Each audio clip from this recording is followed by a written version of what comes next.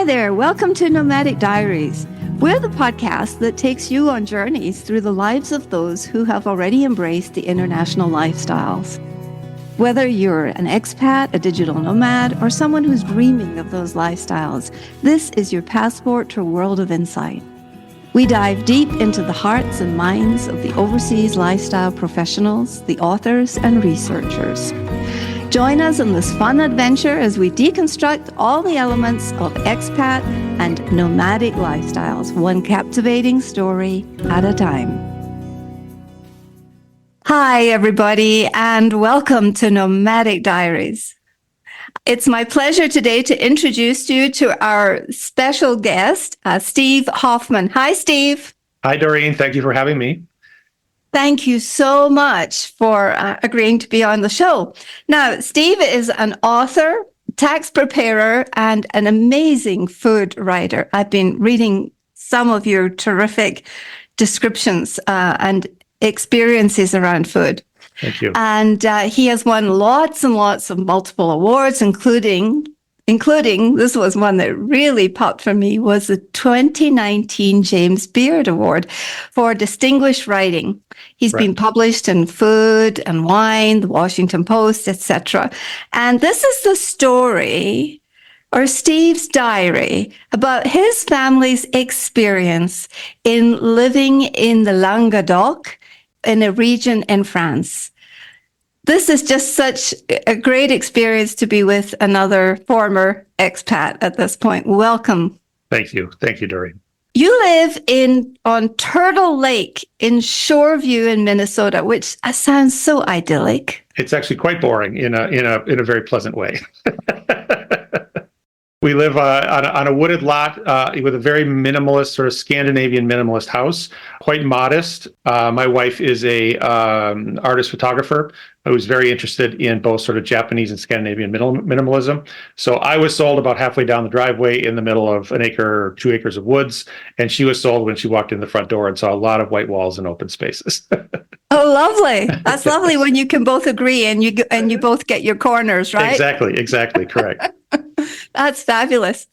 So you spent some time in the south of France, and this was a place that introduced you to the full-bodied DNA experience of living as an expat and becoming part of a place, a strange and different and foreign place at first, I'm imagining. Can you tell us a little bit about that story, please?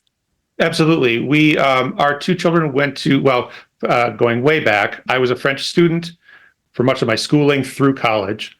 I took my junior year of college off in the United States and did a 9-month stage in Paris with an outfit called the Little Brothers of the Poor. So my job in the afternoons was basically to spend 2 or 3 hours visiting elderly people in their homes and talking to them, which turned out to be about the most comprehensive and accelerated French conversation course you could imagine.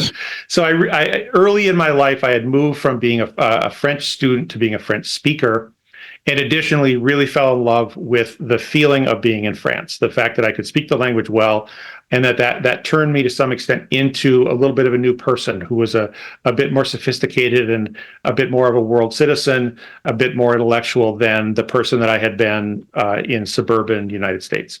That's kind of the deep background. Then, given the fact that my wife and I did both love to travel, the fact that I already spoke French, it made sense to send our children to a French immersion school in the United States. So in St. Paul, Minnesota, they went to a school in which the curriculum was all in French. But they still, they were required to speak French in class, but still, spoke English with their classmates on the playground and at lunch hour. So part of the motivation behind this trip to southern France was, after all of this commuting and all of these flashcards in the backseat of the car in the morning, let's make sure that when all is said and done, these two kids can actually speak French. So the idea was to go for a fall semester, put the kids in the local schools, and we chose the Languedoc region simply because we're from Minnesota. We wanted to go somewhere that was at least somewhat warm and French. So we chose east of the Rhone simply because Provence was probably going to be significantly more expensive beyond our middle class budget. That was really the motivation behind it. And the fact that I'm a tax preparer sounds like a very strange marriage. I always say that my industry will die with me. There's the long line of tax preparer food writers will die when I do. There are not many of us at all. One of the nice things about tax preparation as a career is that it's very, very intensely seasonal. So in the United States, there's a season for filing your taxes. It happens primarily between February 1st and the end of April. And so by the end of June, most years I can have earned most of the money that I will make for the year. And if we plan carefully, we could afford to be in this place as long as we didn't spend a whole lot more there than we would have to spend to live at home in Minnesota. So that was the other factor, I think, that made it possible. But ultimately, the initial motivation was very much let's have two Francophone kids, and then we'll kind of see where it goes from there. And did you plan to go for like a semester or a year and it extended?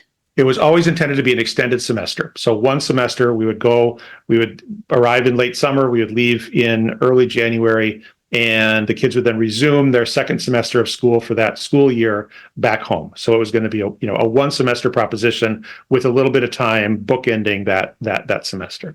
And is that what happened? That's exactly what happened. Yes. Yeah. The idea was never to permanently move abroad. It was actually difficult enough to get the extended visa to France as an American, much less trying to get some kind of residency. So we knew from the start that this was, at this point in our lives, this was not feasible to imagine being there for a year. It was going to be this 6 months. And then in the end, we fell so hard for this place that we ended up going back to the same village, rented the same house from the same Irish landlord, and put the kids in school another 4 times after that. So this initial experience sort of cemented something very profound happened in that first trip in 2012. And by that point we had met friends. I had, worked in the vines, worked in the winery, it become very close to a couple of winemakers and our next door neighbor who became a mentor, father figure, friend.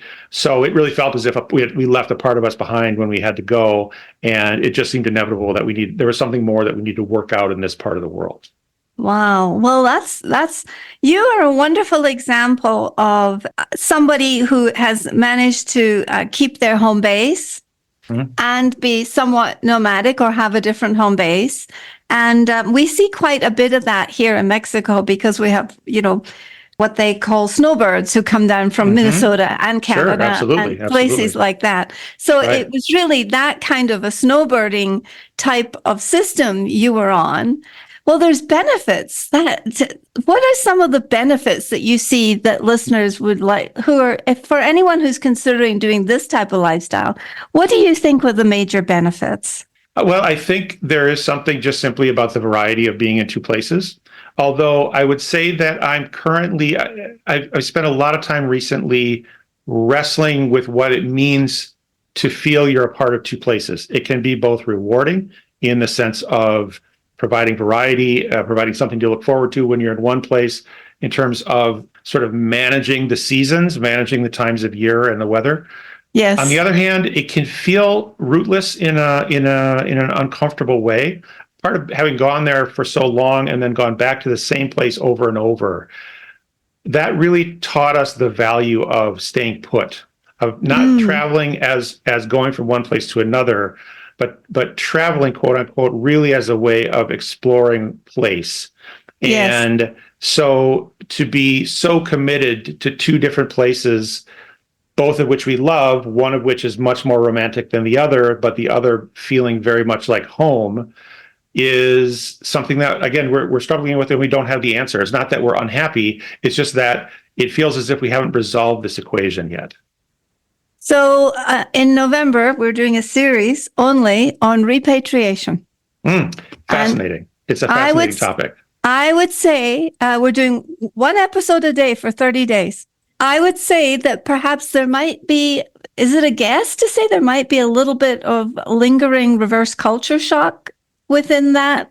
Oh, I think so. Feeling that you're experiencing? Oh, I think so. Absolutely. Absolutely. I mean, I think it's the most violent when you initially get home. Yes. Again, not just because Europe is different from the United States, but rural deep rural southern France is very different from urban, suburban Minnesota.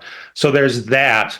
But there's also this feeling of having, I think, found a spiritual homeland that is Yes. not your geographic home. And so I can never imagine not thinking of myself as Minnesotan. And yet Ah, I felt very, very at home in this corner of southern France. I felt as if one of the ways I put it is that I had fashioned myself into a tool that was exactly fitted to make the most of life in this region. Yes, it's reverse culture shock, but it's also simply anytime we're in one place, we can't be taking advantage of the joys and pleasures of that other place. And so it would be easier in some sense if we'd never gone, or easier if we hadn't fallen in love. And we've been other places in the world. It's not as if this was our first rodeo and we just sort of had, yes. googly eyes and decided this was what life was all about. We'd been all over Europe, and I'd spent a lot of time in various parts of France. And we had taken actually 3-month trips to other parts of France in the course of our lives. So our falling so hard for this place was informed. It wasn't innocent and ignorant. And it had to do with who we are. The fact that I love food and cooking, the fact that I'm fascinated with sort of deep culture. We had previously taken an extended trip to French Polynesia, which feels like paradise for a month, and then after 3 months, we found it's just beautiful all day, but it never changes. The sun rises the same time, and it's going to be 90 degrees and 90% humidity. And there's going to be white coral beach with blue lagoon and green volcanic island behind us. And there was an extent to which this trip to France was a reaction to that, which is that we felt we had, and we're not sailors. So, I mean, part of the beauty of being there is to be on the water or in the water. And that wasn't who we are. So we felt that we had tapped out what that place could offer us. And choosing southern France was in part a choice of a place that we knew had a sort of endless well of culture that we would not exhaust however long we stayed. That's terrific. Now, I do have a question. How old were your children when you were doing the semester on, semester off, or you were doing this? So our son during the sort of formative experience was in 2012. Yes. And that's what I just wrote my memoir about. Yes. And that was our eldest daughter. We have 2 children. Our daughter was 14. Our son was 9. Okay. And you did this for how many years until they were what ages? We did 2012, then we did 2014, 16, and 19. Okay. And in the last time, our daughter was actually in college. And so it was just our son with us. He went to high school, in a city nearby, not in our village, but in a city nearby.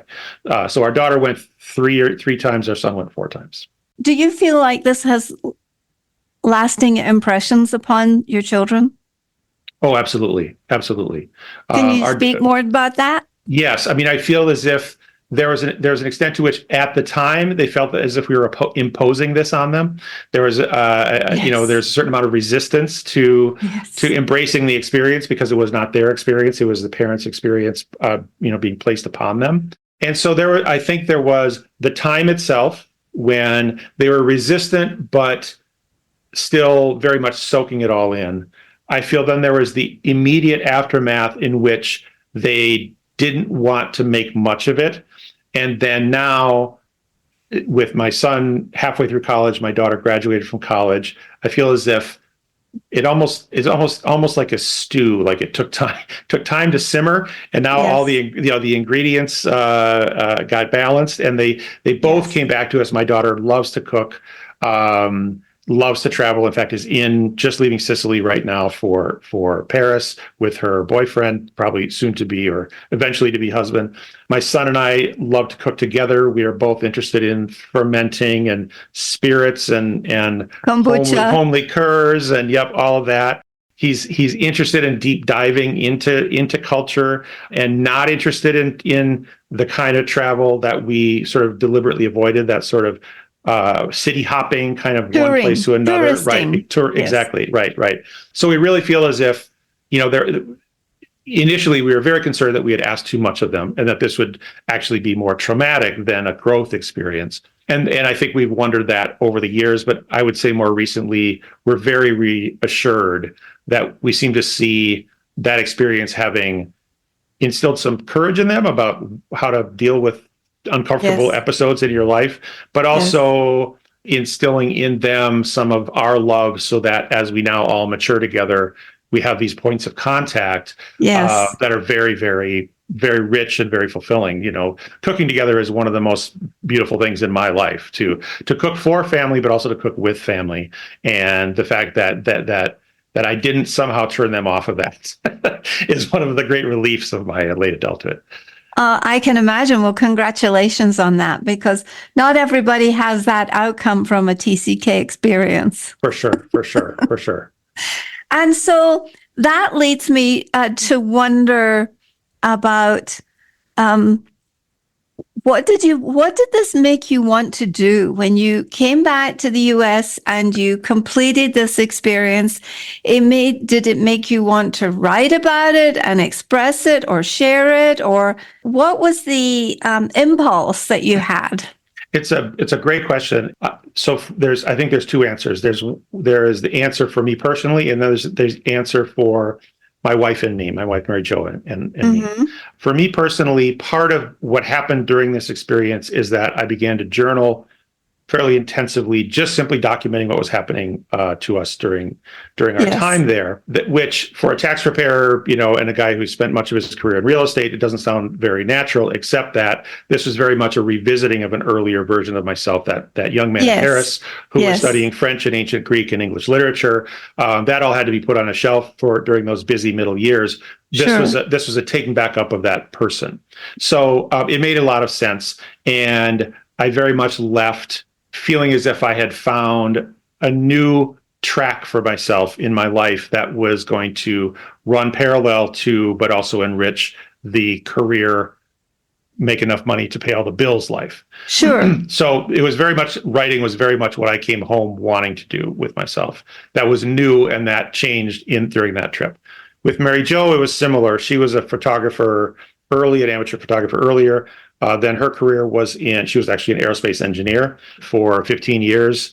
We at some point I was stay-at-home dad for those years during our daughter's first 4 years. At some point, we were having trouble having baby number 2. We thought it might be the stress of her job. So we sort of clapped hands. She stepped out of the ring. I stepped in.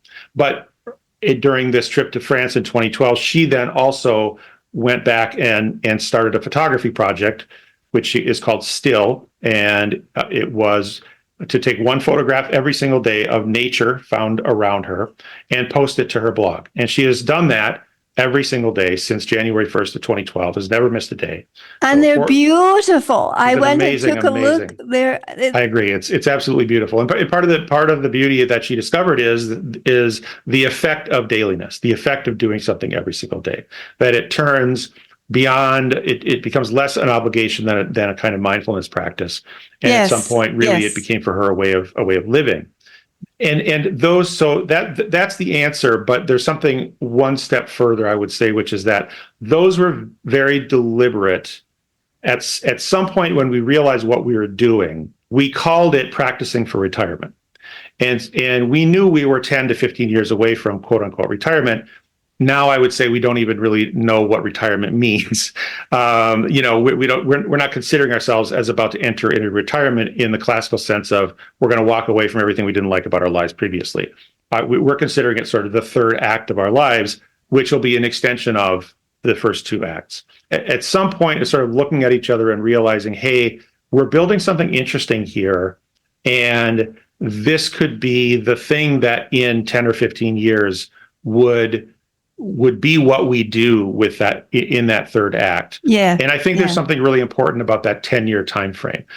You can get very good at anything in 10 years. And I think thinking in decades is a valuable thing because, as somebody who might be in their 50s, wondering what they're going to do in retirement, well, what do you love to do? Well, go do it. What is your passion? Exactly.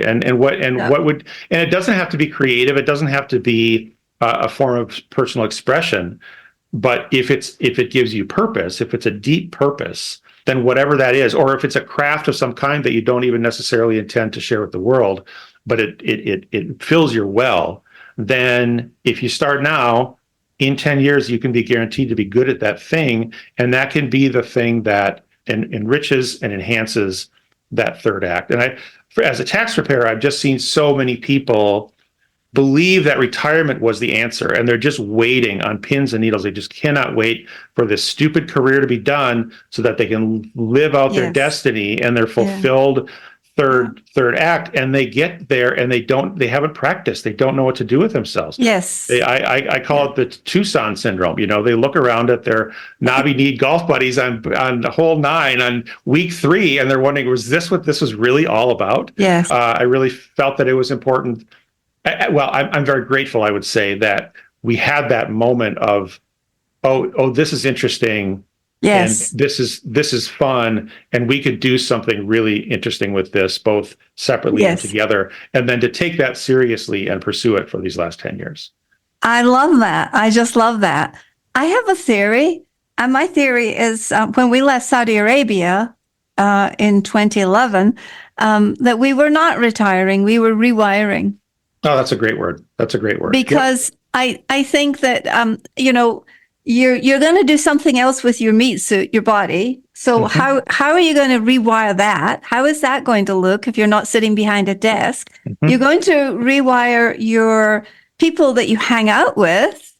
And I just think that we rewire our neurological systems when we retire. We rewire our physical and we have all this time to do something.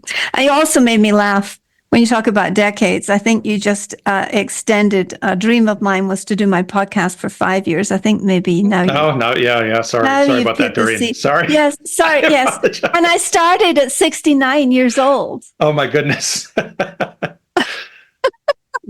So it works perfectly. Yep. I guess I'm going to be podcasting till I'm 80.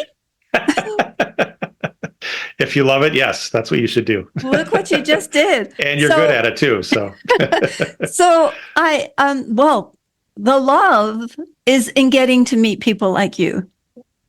I totally get that. The love is in sharing the global heartedness across borders and continents. Also returning to tell the stories. So let me ask you, how did it feel? How was your adjustment when you gave up this beautiful pace or rhythm of lifestyle of going to the Languedoc and then coming home and sort of simmering in the experience and then going back? We only really gave it up in 2020 at the end of our last trip. And not necessarily permanently in our minds, just simply that we got back in January 2020 of the last time we were there on that kind of a trip. COVID happened. Yes. And then we had actually all of our kids and their boyfriends and girlfriends back at home with us for about a year, which was wonderful. We were basically our own COVID cohort in our home. Got to know, our kids' significant others in a way we never would otherwise, and kind of got to fall in love with them. We also just got kids back in the house in a way that often you don't once they've gone off to college. So that was horrible and wonderful all at the same time, if that makes sense. And then our son started college. He ended up going to NYU, which was about twice as expensive as we had budgeted for. And so there's just simply economics at work right now. And we're just, I would say, coming out of that era, able to imagine, once these books are now out in the world, able to imagine possibly going back. However, I would still answer your question in this way, which is that, this idea of seasonality, not just annual seasonality, but sort of the seasons of a life and how years can be seasons, was baked in because of the nature of my career. I always had a tax season and the rest of the year. You had structure.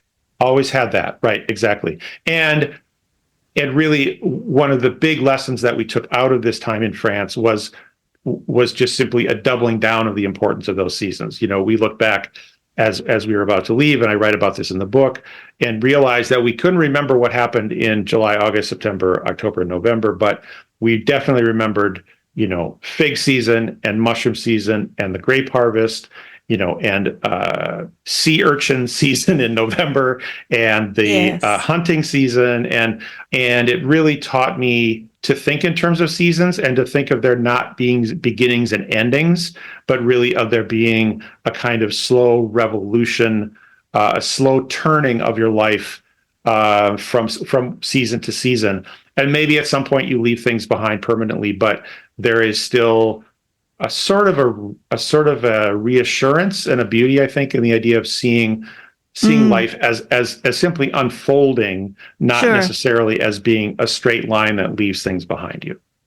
And how much of that is related to the fact that you are grounding yourself, paying attention to nature, enjoying the experience of nature, benefiting from the different foods? I mean, your senses are being engaged at a very deep level. Can you speak to that a little bit? That's very perceptive, because that is a huge part of what both happened in France and of what is what we are embracing back home, which is the more that we call it narrow and deep. So you can go wide and shallow, or you can go narrow and deep.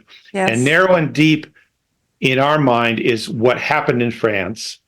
We picked this little obscure place. We could have decided it was too small and unromantic and gone off to Paris and not had anything like the richness of the experiences that we ended up having.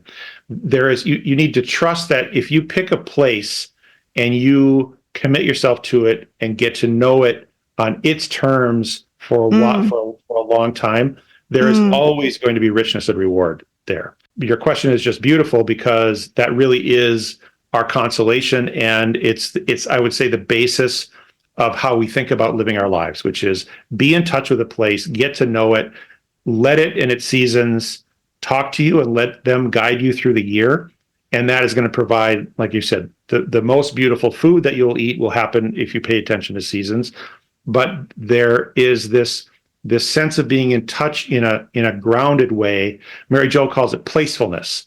And I think there's a kind of placelessness of online life. And placefulness is the reverse. Yes. And it's a way of feeling as if you're surrounded by family all the time, because you are constantly in physical and sensual contact with your surroundings. Absolutely. And that really gives a whole different perspective to inhabiting one's body, doesn't it? Oh, absolutely. Absolutely. 100%. For sure. It's an extension of that. I love that. You're of a place. Absolutely. Yes. You are of a place. Well, yes.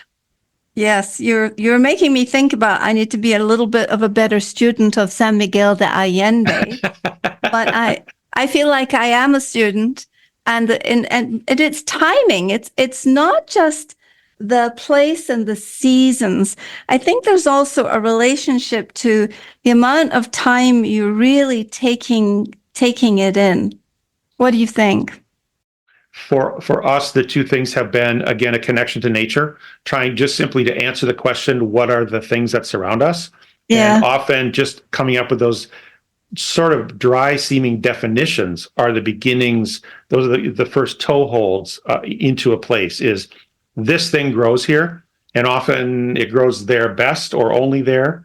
And then suddenly you're a little bit more inside. And so I think knowing plants, knowing geology, knowing animals and birds has always been, and insects. My son was fascinated with insects, and surprisingly, his insect journey as a 9-year-old in southern France is one of the things that one of the paths by which we got the deepest into that country, because it forced us to be out in nature. He was constantly looking down. It forced us to look down. Yes. You start getting into the relationships of the fact that the cicadas hatch, and that's what the red partridge eats off the stem of the vine. And then when you eat the partridge in the fall, you're eating the cicadas that it ate over the course of the summer. I mean, it all gets tied together, but a beautiful starting place is always just simply identifying what's there, giving it a name.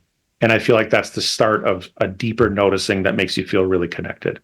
Wow, that is so profound, Steve, so profound. So I'm thinking back to my daughter's experience of riding a little Arabian horse in Saudi Arabia, and feeling like that was when you just close your eyes and listen to the thud of the horse on the sand and the ring. And, it brings that experience back to me in a very deep way that my DNA, it makes my eyes leak. It makes my head, there's neurological stuff going on in my head. And, absolutely. And it just builds this great sense of longing. So do you still have that kind of longing to go back to Languedoc? I do, yes, and I think I will eventually. I think we will again, as we mentioned early on. We're currently wrestling with the idea of what it means to be of two places, but I think we are sort of inextricably of two places now. This is part of our life. But yes, there are. What I miss about that place are those irreproducible things that exist there that don't exist elsewhere. Yes. It is the smell of grilling with vine wood. We don't have vines here. We grill with hardwoods. And so the smell of burning vine wood as the fuel source for your dinner will always forever be associated with that place and will always bring me back there. It's a very specific sort of resinous Yes. hot Yes. smoke. The smell of fish soup there. They make it with saffron and they make it with carcasses of shellfish and fish, and it's a very specific. It's a very intentionally strongly flavored fish stock Yes. that Yes. we often, we tend to eat from in a Nordic way with very mild spices and Yes. it feels almost like it's off, almost like it's too much, and yet it's exactly what they crave there. I miss the smell of the sea and of raw oysters and mussels. I miss the smell of wild thyme. There are just things that can immediately bring me back, and that I can't wait to re-experience when we go there. Oh, that is so exciting.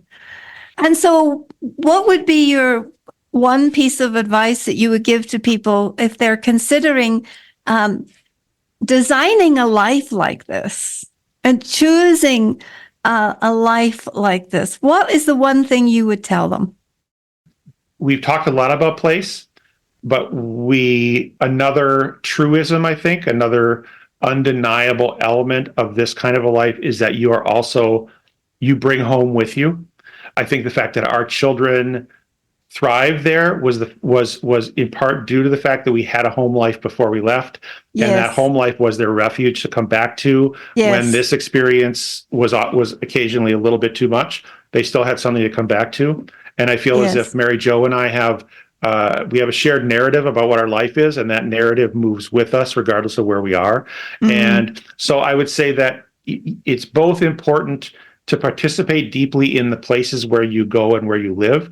It's also important to continually try to know yourself better so that you know who this person is who's moving around, because there are people who go all over the place and have been everywhere, and they're not interesting to me, certainly, and I think often they're not that interesting to themselves or their partners, because it's about the chasing. It's not about the becoming somebody. And so I think just paying attention to who you are and what it is you want out of this, what is it that goes very far back chronologically and very deep inside that makes you fulfilled in these places. I think you have to keep paying attention to that and sort of revisiting and revisiting the facts of your life as an exercise in self-knowledge, so that you can make the most of those places, but also not make the places what you think is building your life. You're still building your life from within. I love that. I love that. If you were to grant one superpower, if you were the godfather of all travelers around the world who were moving or relocating or becoming expats or nomads, what is the one characteristic that you would endow upon them? Wonder. Ah, yes. Yes. I think wonder puts you in a position of ignorance that is very, very important. I think the biggest killer of travel experiences is preconceived expectations about what you'll find when you get there. Yes. And wonder puts you in a position of accepting that you don't know and being curious about what you might learn. And I think that can be translated into any place you go, anywhere on the globe. So beautiful. So what a wonderful answer. I'm wondering about the answer. And so can you tell us a little bit about your book? It's called A Season for That. Yes. Lost and Found in the Other Southern France. So the other southern France is the Languedoc that we ended up settling in, because everybody thinks of southern France as Provence and the Riviera. And it was 8 years in the making. I did begin, writing when we were in that experience. at some point, some of my writing won some national food writing awards, and it seemed like a good next step would be to write a book. It probably wasn't the best next step because it took me 8 years to finish. But You're not alone. I have just finished it, and I do feel now in retrospect as if those 8 years were necessary for me to learn how to write a book and how to craft the story in a way that it said what I wanted it to say. And because I needed, the book needed to tell me what it wanted to be. Yes. So now it is, but it is a story of our family's sort of slow and difficult, and then eventually quite precipitous immersion into this tiny winemaking village in the Languedoc region of southern France.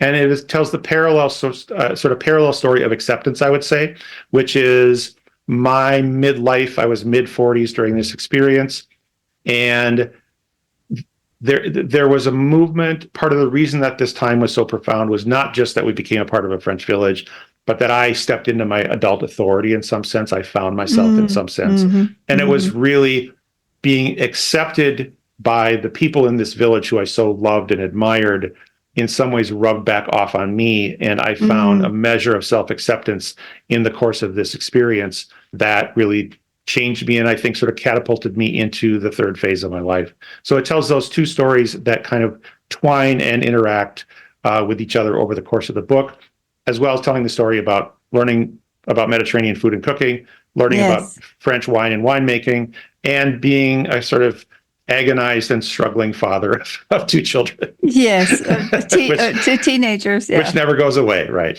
right. That's a lifetime. Exactly. Yeah.